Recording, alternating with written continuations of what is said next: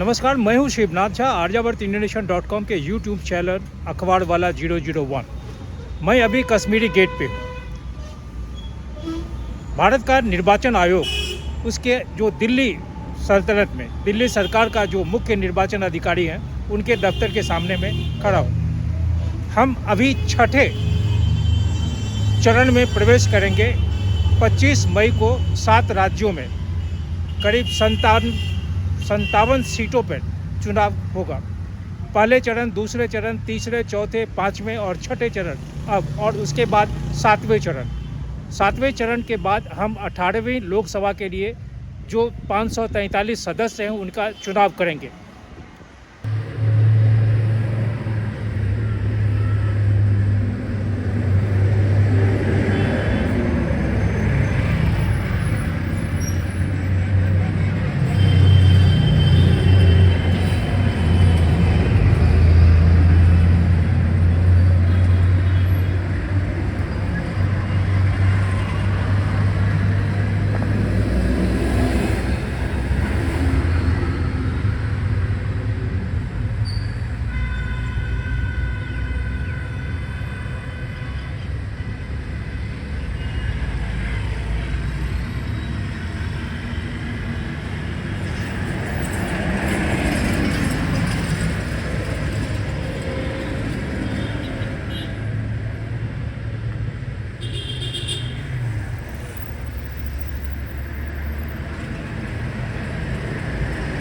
भारतवर्ष में भारत की जो आबादी है 140 करोड़, उसमें तकरीबन 96 करोड़ मतदाता इस बार इस चुनाव में अपना मतदान करने के लिए अधिकृत थे। सवाल यह है कि उस 96 करोड़ मतदाता में कितने मतदाता अपने मताधिकार का प्रयोग किए हैं अथवा करेंगे, यह एक बहुत बड़ा प्रश्न है। लेकिन उससे जो बड़ा प्रश्न यह है कि मैं चूँकि यहाँ पे आके इस कहानी को इसलिए कर रहा हूँ कि भारत का मतदाता अगर अपने मताधिकार का प्रयोग करने में सक्षम होता, मैंने जानता हूं कि मैं इस कहानी को सुनने के बाद बहुत सारे लोग मन ही मन आलोचना भी करेंगे, हो सकता है कि लिखें भी, इसकी आलोचना करें। लेकिन हकीकत यह है कि 140 करोड़ की आवाम में अगर 96 करोड़ मतदाता अपने मतदान का प्रयोग करने के लिए अधिकृत है, उस 96 करोड़ मतदाता में कितने ऐसे मतदाता हैं जो इस बात से विज्ञ हैं कि मताधिकार के प्रयोग के समय जब वो अपने मत का प्रयोग करेंगे, उस मत के प्रयोग के समय उनकी किस हाथ की अंगुली पे, किस अंगुली पे भारत का जो चुनाव आयोग है, उस चुनाव आयोग द्वारा जो अधिकृत नोटिफिकेशन है उसके तहत कहाँ पे इंक का इस्तेमाल करेंगे।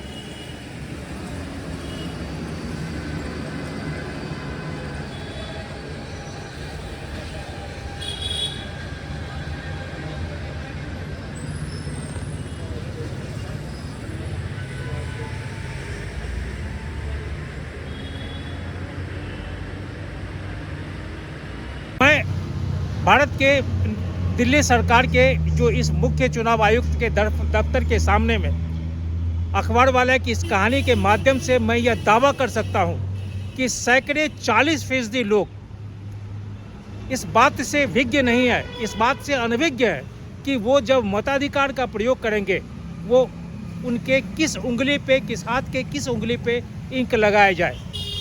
मैं अभी यहाँ आने से पहले जब मेट्रो में सफ़र कर रहा था तो मैं तमाम यात्रियों की उंगलियों पे देख रहा था कि वो किस उंगली पे उनके जो इंक का, दिल्ली में चुनाव होना है, लेकिन जहाँ दूसरे अपने अपने चुनाव क्षेत्र में जहाँ वो चुनाव में हिस्सा लिए हैं, अपना मतदान किए हैं, वहाँ उनके हाथों पे जो इंक लगाया गया, उंगलियों पे जो इंक लगाया गया है, उसमें 10 में 4 आदमी, औसतन 5 आदमी या 50% आप कह सकते हैं कि लोगों के मैं दाहिने हाथ के इस उंगली में इंक का निशान देखा। यह गलत है। हम यह नहीं जानते हैं कि चुनाव के समय में, चुनाव मताधिकार का प्रयोग करते समय, मतदान करते समय हम किस उंगली को आगे बढ़ाएं ताकि जो चुनाव के अधिकारी वहां बैठे हुए हैं, जो इंक को लगा रहे हैं, वो किस हाथ पे लगाए।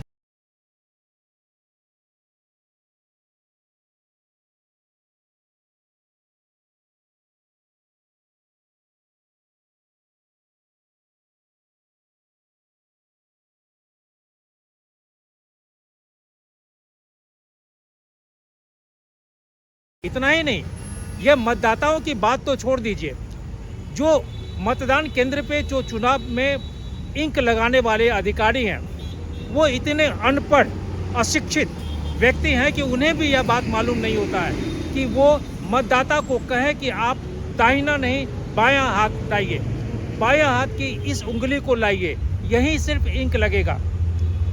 लेकिन सवाल यह है कि तमाम जो मतदान केंद्र हैं, उन मतदान केंद्रों में जो लोग बैठे हुए हैं अथवा बैठी हुई हैं, वो सिर्फ अपने कर्तव्य का निर्वाह शब्द को यहाँ कोट अनकोट में रखूँगा, अगर कर्तव्य का निर्वाह हुआ होता तो वो जरूर अपने मतदाता को यह कहते कि आप बाएं हाथ की पहली उंगली को लाइए, लेकिन वो कहते नहीं है। मतदाता जिस उंगली को बढ़ा दिए दाहिने हाथ को, यह गलत है। और चूंकि हम इस बात से विज्ञ नहीं है, विज्ञ की क्या, हमको जानकारी ही नहीं है, हम पढ़े लिखे लोग, इसमें मैं यह नहीं कहूँगा कि सिर्फ अशिक्षित व्यक्ति ही दाहिने हाथ के इस उंगली पे अपना इंक लगाया है।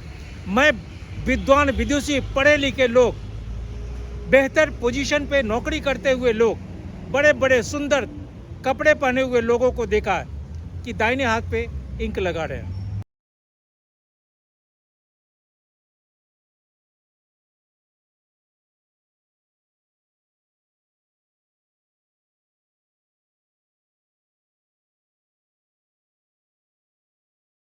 अब सवाल यह है कि हम अगर अपने मताधिकार का प्रयोग करते समय हम इस बात को भी नहीं मानने के लिए तैयार हैं कि हमें इस बात की जानकारी नहीं है कि हम बाएं हाथ की पहली उंगली पे इंक का इस्तेमाल करने दें या करें या दाहिने हाथ पे, तो हम जब जिस व्यक्ति को चुन रहे हैं, हम अपने मताधिकार का जो प्रयोग कर रहे हैं, वह जिस व्यक्ति के लिए कर रहे हैं, जिस राजनीतिक पार्टी के लिए कर रहे हैं, वो सही है अथवा गलत।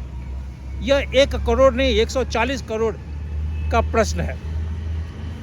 सवाल यह है कि हम यह जानते नहीं हैं, यहाँ तक भी नहीं जानते हैं कि हम किस उंगली में स्याही लगाएं।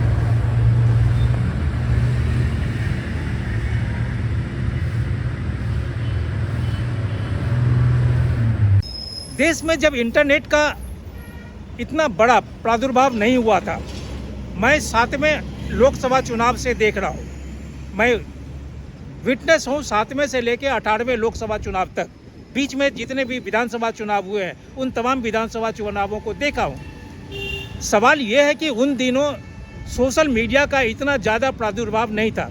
सोशल मीडिया का जो प्रादुर्भाव है ये अधिक से अधिक 25 साल और अथवा 20 साल से अधिक नहीं है। तो हम मताधिकार का प्रयोग करते समय, एक आम मतदाता मताधिकार का प्रयोग करते समय वो किस उंगली पे स्याही लगाया यह नहीं जान पाते थे। जो मताधिकार का अधिकारी होते थे, जो निर्वाचन के लिए निर्वाचन आयोग द्वारा, चाहे प्रदेश के हों चाहे भारत सरकार के हों, जो निर्वाचन आयोग के अधिकारी होते थे या होते हैं, उन्हें इस बात की कोई तनिक भी परवाह नहीं होती है कि हम मताधिकार को प्रयोग करते समय जो मतदाता हैं उन्हें इस बात को देखें कि वो किस उंगली पे स्याही लगा रहे हैं।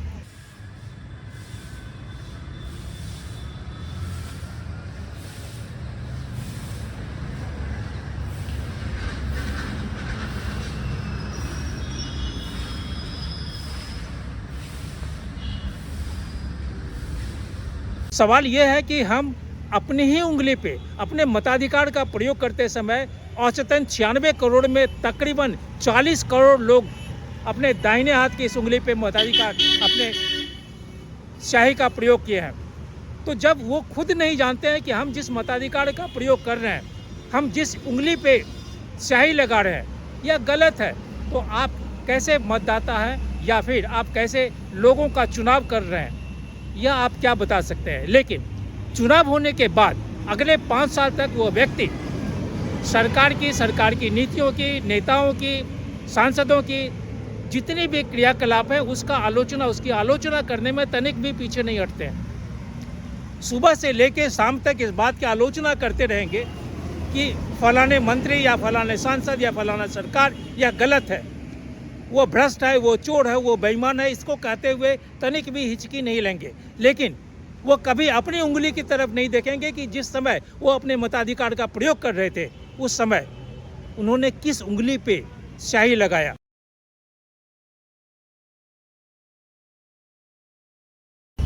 अभी 18वीं लोकसभा का चुनाव हो रहा है। यह चुनाव 7 फेज में था, जिसमें 5 फेज हो गया, छठा और 7वां 2 फेज होना है। छठा जो फेज है वो 25 मई को है 7 राज्यों में और केंद्र शासित प्रदेशों में, जिसमें 57 सीटों पे मतदान होगा।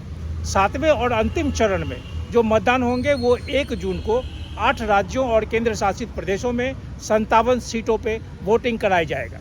इससे पहले चरण में 19 अप्रैल को 21 राज्यों और केंद्र शासित प्रदेशों में 102 स्थानों पे वोटिंग या चुनाव का कार्य संपन्न हुआ। दूसरे चरण में 26 अप्रैल को 13 राज्यों और केंद्र शासित प्रदेशों में 89 सीटों पे मतदान हुआ। तीसरे चरण में 7 मई को 12 राज्यों और केंद्र शासित प्रदेशों में 94 सीटों पे मतदान संपन्न हुआ। उसी तरह चौथे चरण में 13 मई को 10 राज्यों और केंद्र शासित प्रदेशों में 96 सीटों पर मतदान हुआ।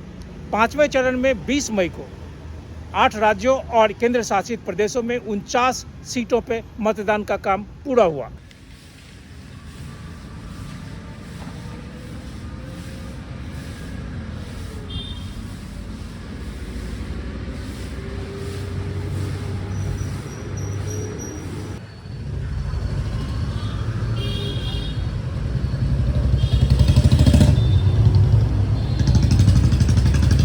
सन 1951-52 में जो चुनाव हुआ था, आम चुनाव, उसके बाद 2024 का यह चुनाव अपने आप में एक दूसरा इतिहास का दूसरा अध्याय लिख रहा है। इससे बड़ा चुनाव 1951-52 में हुआ था और फिर हम 2024 में इस चुनाव को कर रहे हैं। भारत के संविधान के जो अनुच्छेद 83 है, उस 83 के अनुसार लोकसभा का चुनाव हर एक 5 साल पे होता है। ये सभी लोग जानते हैं, बशर्ते कि बीच में किसी भी प्रधानमंत्री के विरुद्ध या लोकसभा के विरुद्ध नो कॉन्फिडेंस मोशन नहीं मूव हो जाए और उस नो कॉन्फिडेंस मोशन में सरकार हार नहीं जाए, सरकार गिर नहीं जाए। तो आमतौर पे हम 5 साल के लिए लोकसभा में जो सांसद हैं उन्हें भेजते हैं।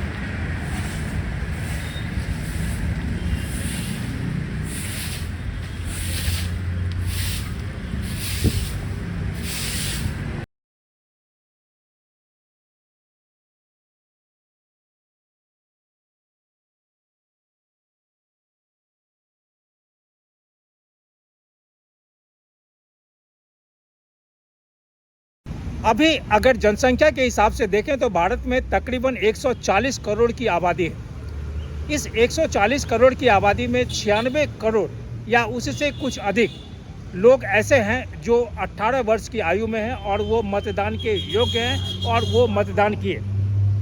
फिर यहाँ एक सवाल उठ जाता है कि हिंदुस्तान में आज अगर मैं यह कहता हूँ कि सैकड़े 40% और 40 से अधिक 45% लोग यह नहीं जानते हैं कि मताधिकार का प्रयोग करते समय किस उंगली पे, किस हाथ के किस उंगली पे इंक लगाना चाहिए, नहीं जानते हैं। उसी तरह भारत का जो मतदाता है, जो 18 वर्ष की आयु में मतदान दे रहा है, या एक बार या 2 बार मतदान कर चुका है, या पहले बार मतदान दे रहे हैं, वो इस बात को नहीं जानते हैं कि 18 वर्ष की आयु में मतदान करने का अधिकार देश का कौन प्रधानमंत्री या भारत के किस संविधान की धारा या अनुच्छेद को परिवर्तन कर, उसमें संशोधन कर 18 वर्ष की आयु में चुनाव में भाग लेने के लिए, मतदान करने के लिए अधिकृत किया गया था।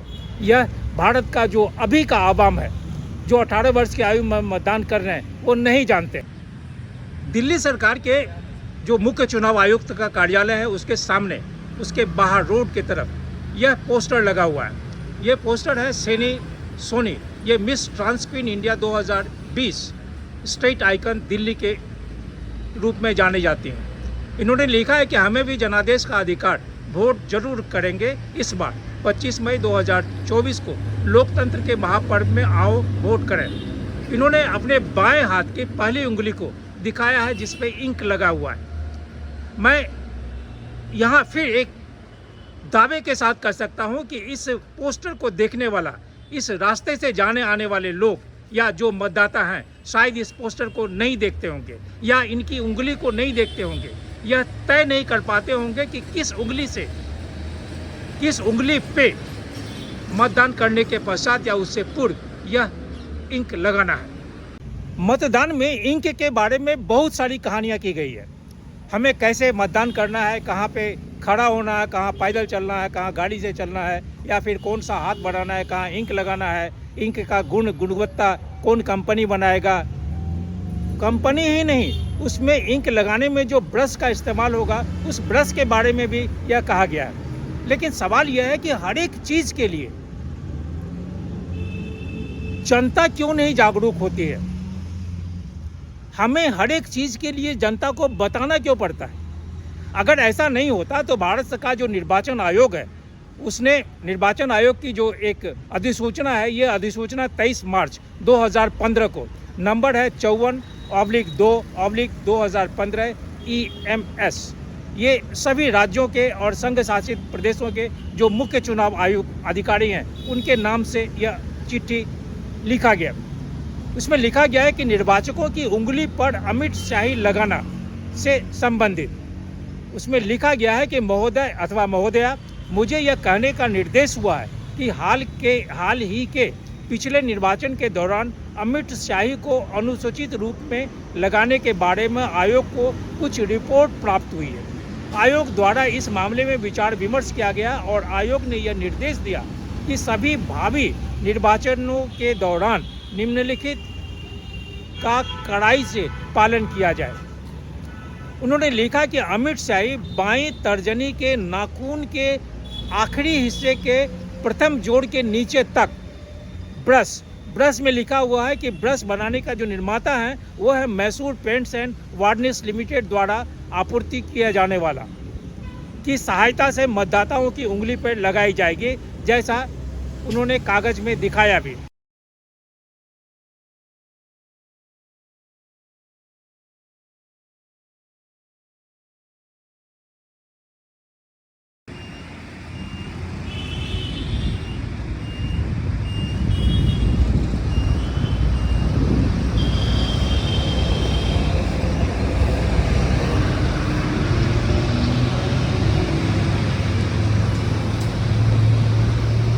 अब सवाल ये है कि इन्होंने कह दिया कि मैसूर पेंट्स और वार्निश लिमिटेड द्वारा यह ब्रश बनाया जाएगा या उसी का आपूर्ति होगा।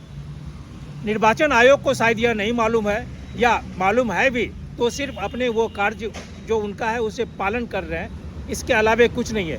हिंदुस्तान में जो ब्रश बनाने की कंपनी है, अगर यह कंपनी निर्वाचन के दौरान ब्रश की आपूर्ति की होती या करेगी, तो आगे की तस्वीर में आप देखेंगे कि कैसे जो निर्वाचन के दौरान जो लोग इंक का इस्तेमाल कर रहे हैं, उसमें जो पेंसिल है, पेंसिल के को एक लकड़ी में बांधे हुए हैं रबर से और उसे इंक में डुबाकर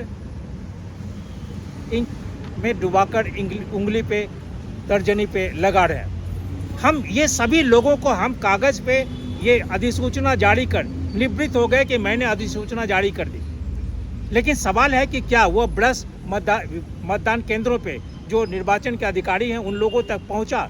नहीं पहुंचा होगा।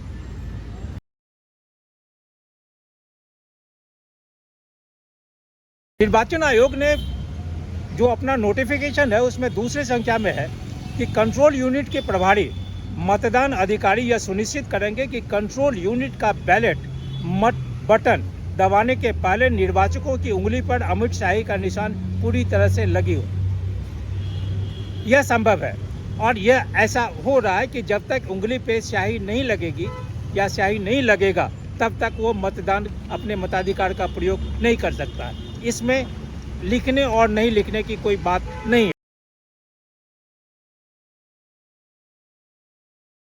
चुनाव आयोग का यह अधिसूचना या नोटिफिकेशन यह जारी किया गया था मधुसूदन गुप्ता, ये अवर सचिव है। उन्होंने लिखा था कि इस अनुदेश की एक प्रति सभी जिला निर्वाचन अधिकारियों और रिटर्निंग अधिकारियों को भेजी जाए। प्रशिक्षणों के दौरान इस अनुदेश को सभी पीठासीन अधिकारियों और मतदान अधिकारियों को सख्त से पालन करने के लिए संज्ञान भी लाया जाए। मतदान ड्यूटी पर जाते समय पीठासीन अधिकारी को दी गई किट में इस अनुदेश की एक प्रति रखी जाए। मैं नहीं समझता हूं कि मतदान के दौरान भारत में जितने भी मतदान केंद्र बने, अभी तक जो 5 फेज में चुनाव हुआ, उसमें किट में अगर यह इंक और मैसूर कंपनी द्वारा निर्मित हुआ ब्रश दिया गया होता तो शायद मतदान के दौरान पेंसिल से इंक में डुबाकर पेंसिल से उंगलियों पे निशान नहीं लगाया गया होता।